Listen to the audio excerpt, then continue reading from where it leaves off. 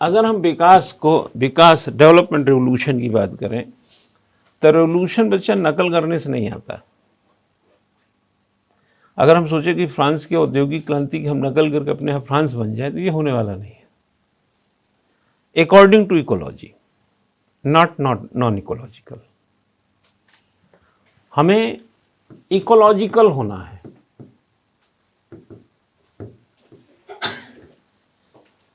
लेकिन दूसरे का विकास देख करके जब हम नकल करते हैं तो अगर हमने ठीक अध्ययन नहीं किया है तो ये नॉन इकोलॉजिकल हो सकता है।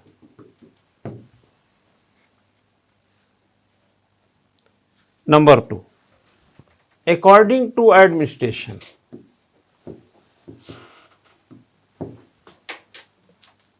ठीक है। और अगर हम सोचे कि अमेरिका के नौकरशाही में ये सब होता है, हाँ, इसलिए हमारे देश में ऐसी ही नौकरशाही हो, तो आप फिर एडमिनिस्ट्रेशन के मामले में नॉन इकोलॉजिकल हो जाएंगे। ठीक है। आइडियोलॉजी, लिखने पे मत जाओ, बोल रहा हूं जो उस पे जाओ। आइडियोलॉजी, आदर्शात्मक। अगर आप आदर्श को लपकने के चक्कर में हैं तो ध्यान रखिएगा, इस देश में बीपीएल, भुखमरी, अशिक्षा की भरमार है, आदर्श नहीं मिलेगा। इसका अप्लाइड एस्पेक्ट समझिए, इसका बिहेवियर समझिए। अगर आप ये नहीं समझ रहे हैं तो फिर नॉन इकोलॉजिकल हो जाएंगे। तो देश बनता है दूसरे देशों की नकल करने से नहीं, देश बनता है स्वयं की परिस्थिति को आंकने से। यही व्यक्ति पे भी लागू, समझे ना। एवरेस्ट पे चढ़ने वाले के साथ सोने से, उसके साथ घूमने से, उसके साथ चाट पकौड़ा खाने से आप एवरेस्ट पे नहीं चढ़ जाएंगे। और ना वो जहां जहां कदम रखा था वहां कदम रखने से हो जाएगा। आपकी अपनी एक्सरसाइज चाहिए। इसलिए कोई हमसे पूछता है कि सर आईएएस बनने के लिए क्या करना चाहिए, हमने कहा जो आईएएस बनने के लिए जरूरी चीज है वो ये होता है, इसको करो। रात को कितना घंटा पढ़े, दिन को, हमने कहा कभी भी यार पढ़ लेना, बस पढ़ के बता देना, इसको लिख देना। रात को 2 बजे तुमको समझ आता है, पढ़ लेना। नहीं समझ में आता 8 ही बजे सो जाओ, शाम को रात भर सो, पूरी रात सो जा तुम बिना खाए। 3 घंटा पढ़, 4 घंटा पढ़, 5 घंटा पढ़, 8 घंटा पढ़, 10 घंटा, जब तक ये सिलेबस पढ़ के समझ के लिख न लो तब तक पढ़ो, हो जाएगा उसके बाद। अब वो तुम्हारी ड्यूटी है, 4 बजे भोर में उठते हो कि रात को 2 बजे तक पढ़ते हो, वो तुम्हारे ऊपर निर्भर है। अब चूंकि ज्यादा अति कर दोगे तो सेहत और तमाम चीजों से दिक्कत होगा, तो ये थोड़ा सा लंबी प्रक्रिया है। रेगुलेट ऐसा करो कि उससे हेल्दी भी रहो और सफलता भी मिल जाए। पता चला कि हमने गड्ढे में गाड़ी जल्दी में डाल दिया और बाद में 1 घंटा से निकाल रहे हैं। जो ओवरटेक करते हैं बाद में जाकर किसी ट्रक में मार देते हैं, तो किस बात की जल्दी किए थे वो? क्यों भाई? इतनी बड़ी असावधानी कि रात दिन एक कर दिए, सोने होने का फिक्र नहीं, सर दर्द हो रहा है, शरीर बोझिल है, पढ़ाई में मन नहीं लग रहा। अरे जिसके लिए तुम ये अति किए थे वही के खिलाफ तुम काम करने लगे, तो किए क्यों थे? प्लानिंग से करना। हमने क्या किया? डेवलपमेंट। और ये मैं एग्जाम्पल बच्चा ऐसे हवा में नहीं दे रहा हूं, आजादी के बाद यही हुआ था। किससे आजाद थे हम? अंग्रेजों से। नकल किसकी करेंगे? अंग्रेजों की। अंग्रेजों की नकल करेंगे तो अंग्रेजों का इकोलॉजी देखे हैं, उनका इन्वायरमेंट देखे हैं, हाँ, वो कौन से कटिबंध में रहते हैं ये भी तो जानते हैं ना। हम तो उष्ण कटिबंध वाले देश हैं, वो तो ठंडे इलाके वाले हैं। उनके यहां सड़कों पे लंदन की 3 महीना तो बर्फ गिरी रहती है, हमारे यहां तो 45-50 डिग्री की चिलचिलाती धूप होती है। फिर हम उनका नकल करेंगे? काहे तुम्हारा नकल करें यार? हम अपने आप देखेंगे अपने भारत को, अपना नजरिया। विकास प्रशासन जो था, विकास शब्द जो विकास प्रशासन, एक ब्यूरोक्रेट थे युगल गोस्वामी, वो गढ़े थे 1952 में। और तुलनात्मक विकास की बात अगर प्रशासन की बात किया जाए तो फ्रेडरिक्स जो चाइना का था उसने कंपेयर किया किसके बीच, ऐसे देशों के बीच, एशिया, अफ्रीका, लैटिन अमेरिका के देश जो 50 के दशक में आज़ादी प्राप्त किए थे, यानी जिनको अपना स्वराज मिल गया, अपना स्वदेश मिल गया, अपनी स्वाधीनता मिल गया, उनके सामने एक चुनौती थी, क्या, पब्लिक एम्पावरमेंट। क्या प्रॉब्लम था उनके सामने, पब्लिक को एम्पावर्ड करना। अंग्रेज लोग तो अपना निजी लाभ ले रहा था, ईस्ट इंडिया कंपनी आई थी लाभ लेने के लिए। जब 1857 के विद्रोह में सब सत्ता सीधे अंग्रेजों की हमारे ऊपर आ गई तो उन्होंने कौन सा राम राज्य यहां कायम करा दिया, वो सब भी अपना काम कर रहे थे। हमारा नुकसान है, होने दो, फायदा तो उनका हो ही रहा है, तो हमको नहीं रहना है ना ऐसे नुकसान में। तो हमने स्वराज, स्वाधीनता, स्वतंत्रता, संप्रभुता सब हासिल कर लिया 15 अगस्त 1947 को। तो इतने से काम चलेगा? विकास का प्रशासन, विकास क्रांति कहां रहेगी? जनता का जो एम्पावरमेंट है, जो हमारा परफॉर्मेंस मैकेनिज्म एस्पेक्ट है, उसको भी तो खोजना है कि हम जिंदगी भर यही गाते रहें कि देखो हमने लड़ाई लड़ी, ये किया, वो किया, जैसे सरकारें गाती हैं कि हमने ये किया, वो किया। अरे तुम बताओ ना यार, तुम क्या किए? तो 15 अगस्त 1947 से नेहरू से पूछा जाएगा ना कि आप बताओ क्या होगा। अब ये कहें कि देखो, हम याद है तुमको कि जब स्वतंत्रता का झंडा लहराए थे रावी नदी के तट पे लाहौर में, तो कौन अध्यक्ष था? बोलो भाइयों बहनों, कौन अध्यक्ष था? तो जनता कहेगी आप ही तो थे। संविधान बनाने में, इंटरिम गवर्नमेंट में, लाठी खाने में, जेल जाने में, भारत एक खोज लिखने में कौन था? वही पूछेंगे जो थे जिसमें वो। अरे मेरे भाई, 15 अगस्त 47 हो गया है, देश आजाद हो गया है, झंडा अपना लहर गया है। 51 की जनगणना से देखें तो भारत पाकिस्तान के बंटने के बाद 36 करोड़ की जनसंख्या थी, 18.33% पढ़े लिखे थे। समस्याएं हैं, बंटवारे के देश से कुछ टूटा है, कुछ बना है, कुछ बिगड़ा है, कुछ मिला है, कुछ खोया है। लेकिन जनता पर परफॉर्मेंस करना, जनता को सशक्त करने वाला पूरा काम बचा है। आप प्राइम मिनिस्टर हैं, बताओ अब क्या करोगे?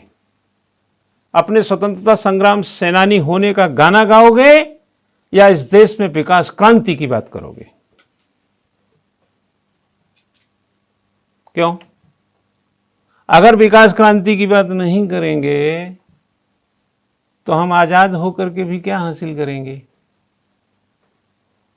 हाँ, पराधीन सपने सुख नहीं। अंग्रेजों के जमाने में तो हमको कोई सुख था नहीं, सपने में भी।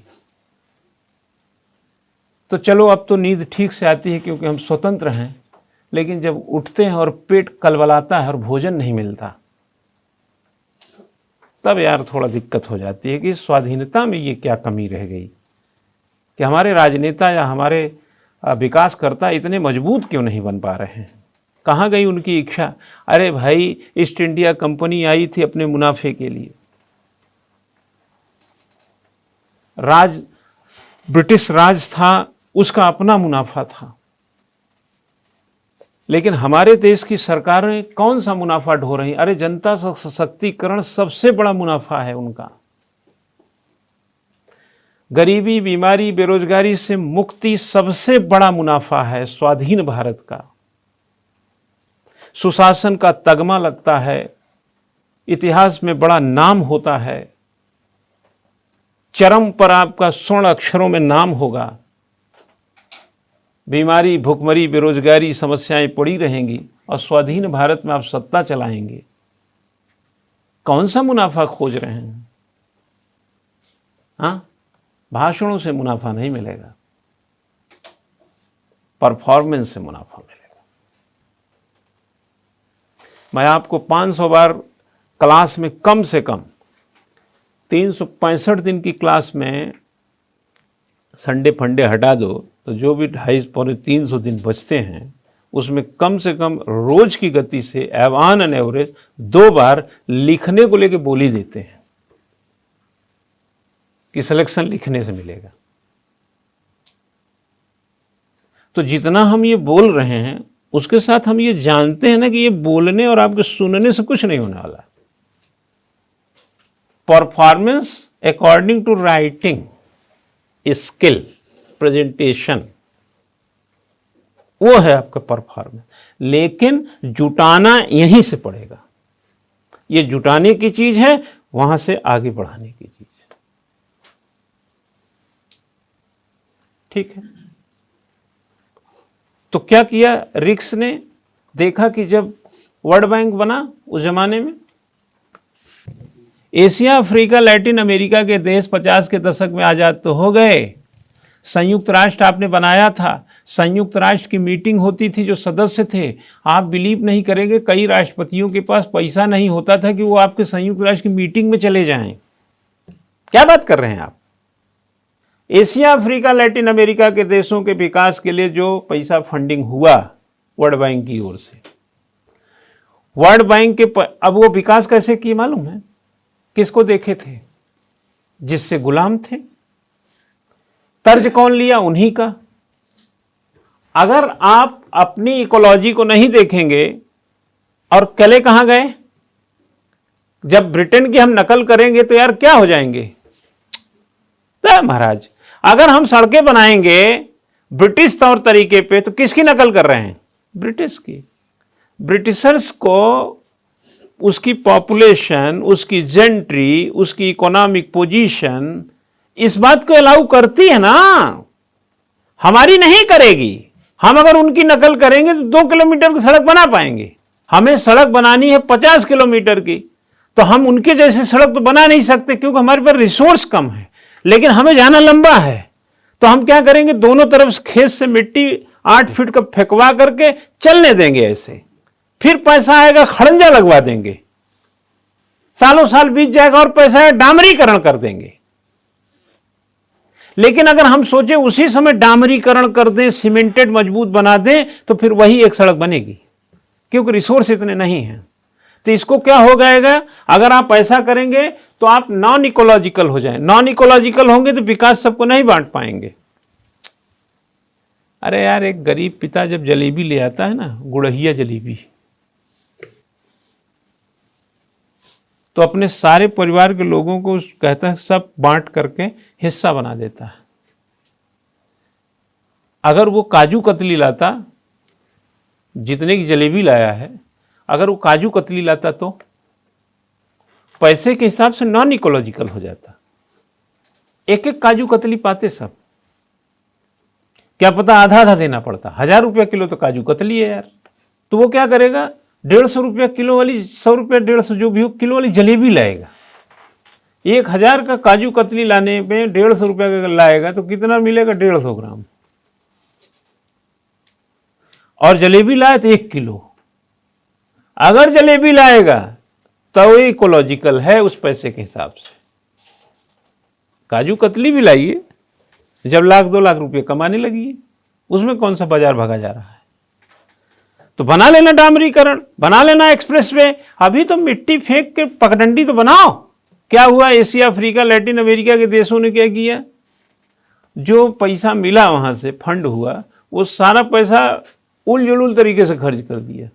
यानी उनको पैसा खर्च करने की भी तमीज नहीं थी। जैसे अभी आपको 1 करोड़ रुपया कहीं पड़ा मिल जाए तो सबसे पहले जाके 40 लाख की गाड़ी निकाल लेंगे। इस बात को बिना ध्यान दिए कि 40 लाख रुपए की गाड़ी में हर 10 किलोमीटर पे 100 रुपये का तेल खा जाएगी। गाड़ी आपको तो दिख रही है, रोज का खर्चा नहीं दिख रहा है। उसका अगर कुछ एक बार सर्विस कराना हो तो 20,000 रुपया लग जाएगा। उसका बीमा कराना है तो 1 साल में 50,000 रुपया लग जाएगा। ये सब आपको नहीं दिखाई दे रहा है। वो कहाँ से आएगा? और जब सब पैसा यहाँ वहाँ बर्बाद कर दिए, सोने के चेन वन पहन लिए मोटी सी 10 लाख की बनवाने वाली, कुछ बोले रुआ भी गांठ लेते हैं। 15-20 हज़ार की आपने घड़ी ले लिया, 10-15 हज़ार का जूता ले लिया, 2-3 कोट पैंट बनवा लिए महंगे महंगे। मतलब धीरे धीरे ठीक ठाक खर्चा कर दिया। जहाँ रुआब गांठना था, चाय पानी, पार्टी, बर्थडे सब मनाया। रिश्तेदारों को बोले ले ले यार तू भी 10-20 जो भी चाहिए। कर कुर के बाद में लकीर के फकीर वो हाथी पाल के रखे, पहिया का हवा निकला, औकात नहीं 10 रुपया का हवा भरा दे उसमें। नॉन इकोलॉजिकल डेवलपमेंट हुआ ना, उसको एफडी कर लेते, मकान में थोड़ा खर्च कर लेते, कोई दुकान जो है सड़क पे बिक रही थी 10-20 लाख का खरीद लेते, उसमें कॉपी किताब की दुकान खोल लेते हैं। कार छोड़ो, छोटे मझोले किस्म की ले लेते कार 5 लाख का, 1 करोड़ में नहीं पता चलता इतना, 1,50,000 की मोटरसाइकिल या वो एक्टिवा ले लेते आने जाने के, जिसमें 300 का तेल डलवाते तो हफ्ते भर चलते। दुकान पे जाते, कमाई होता, दुकान अपनी हो गई, किराया नहीं देना है, 20-25 लाख की एफडी भी है, जीवन उधर सुरक्षित, इधर बच्चों की फीस उसमें सुविधा, इधर दुकान हो गई। अब जब फिर कमा लेना तो ले लेना 40 लाख की गाड़ी, नहीं घुसेड़ दिए पहले उसी में तुम। ये था इकोलॉजिकल जो अभी बताया, और जो पहले किया वो नॉन इकोल, यही सब कर डाले। इसको लगा डाला तो झिंगा लाला, बाद में वो क्या होगा, पैदल छाप। परफॉर्मेंस दिखा, परफॉर्मेंस नहीं था उसमें तो समृद्धि नहीं आएगी, परफॉर्मेंस नहीं तो समृद्धि नहीं। तो रिक्स ने कहा कि यार क्या ऐसा हो गया इसमें। फोर्ड का नाम सुने हैं कि नहीं? फोर्ड क्या बनाता था? हाँ, फोर्ड ने 1967 तक संभवतः, जो मुझे तारीख याद आ रही है, 52 से लेकर 63 1952 के आसपास से देखेंगे 63 तक पैसा दिया था ऐसी चीजों पे शोध के लिए। कंपैरेटिव पब्लिक एडमिनिस्ट्रेशन नाम का, सीपीए बोलते हैं उसको, सीपीए एक ग्रुप बनाया गया। यहां पर जो सीएजी हम लोग बोलेंगे, कंपैरेटिव एडमिनिस्ट्रेटिव ग्रुप एक बनाया गया, जिसके चेयरमैन बने थे फ्रेडरिक्स। अब पैसा देता था फोर्ड, 63 तक पैसा दिया था, 63 तक चलता रहा। तो उसने पाया कि लोगों ने क्या किया कि जिससे आजाद हुए उसी की नकल कर रहे थे, और नकल करना भी एक काबिलियत है, लेकिन रिसोर्स तो है नहीं, तो आप नकल भी नहीं कर पाएंगे। नकल किए तो बहुत कम किए। आपके पास 5 लाख रुपया है, आपके घर में 5-10 लोग रहते हैं, आप अगर एक कमरा चमकाएंगे तो आपका एक ही कमरा ड्राइंग रूम बन पाएगा। तो आप क्या करेंगे, पूरे घर जितना जगह है उसमें बाउंड्री लगाएंगे, 3-4 कमरा निकालेंगे, भले ही पलस्तर ना हो पाए, लेकिन अब ओस में पिताजी नहीं सोएंगे। ये इकोलॉजी कहती है। वो दलान में, बरामदे में, कहीं आड़ में सोते थे, जुकाम सर्दी हो जाता था, अब आप उनको बंद कमरा दे सकते हैं, भले ही पलस्तर नहीं है, गोबर से लिपाई है। ये सब चीज तो गांव के लोग और अच्छी तरह जानते हैं। ईंट गिरवाएंगे, ईंट में बच्चा काई जम जाती है, तब तक ईंट लग नहीं पाती, क्योंकि बजरी और सीमेंट सरिया का पैसा जुटाने में 1.5 साल लग जाता है। धीरे धीरे बनाता है मकान। ठीक है, तो कंपैरेटिव स्टडी में यही पाया गया कि हमने डेवलपमेंट को क्या कर दिया, इकोलॉजिकल, नॉन इकोलॉजिकल कर दिया। हमें क्या करना चाहिए, इकोलॉजिकल। और आइडियोलॉजी क्या होना चाहिए, हकीकत में क्या है, उस पर काम कर लो। जैसे बासी रोटी सब्जी है, अभी खा लो, जब रईस बन जाना तो 2 रसोइयां रखना, सुबह 6 बजे तुमको नाश्ता बना के देंगे वो। अभी फिलहाल यही कर लो। ये है सब इकोलॉजिकल चीजें।